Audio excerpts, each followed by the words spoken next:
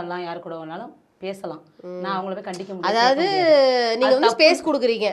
தப்பு அப்படி கிடையாது. எது வேணாலும் நீங்க வந்து பண்ணிக்கலாம் அப்படிங்கிறதுக்கு ஒரு ஸ்பேஸ் கொடுக்குறீங்களா? அப்படி சொல்லக்கூடாது. எல்லாருமே தப்பா சொல்லக்கூடாது. எல்லாரையும் சொல்லல, தப்பு பண்றவங்களும் சொல்றேன். தப்பு பண்றவங்க பண்ணிட்டு தான் இருக்காங்க. அங்கன்னு கிடையாது, எங்க வேணாலும் தப்பு பண்ணிட்டு தான் இருக்காங்க. பண்ணிட்டு தான் இருக்காங்க. அவார்டுங்கிற ஃபங்க்ஷனால அவங்கள தான் தப்புன்னு சொல்ல முடியாது. தப்பு பண்றவங்க இயல்பா அவங்கவுங்களோட இஷ்டத்துக்கு வெளியில அவங்க தப்பு பண்றாங்க, அதெல்லாம் ஓகே. நீங்க வந்து ஐ மீன் எப்படின்னா இந்த அவார்டுக்கு நம்மளோட விஜய் சாரோட பாட்டு தான் ஞாபகம் வருது. பாட்டிலுக்கு 10 ரூபாங்கிற மாதிரி பாருங்க, உங்களுக்கே டான்ஸ் வருது.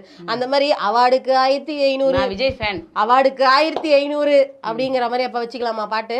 அப்படிலாம் சொல்லக்கூடாது. வேற எப்படி, வேற மாதிரி 1500 அவார்டுக்கு அப்படின்னு சொல்லுவோமா?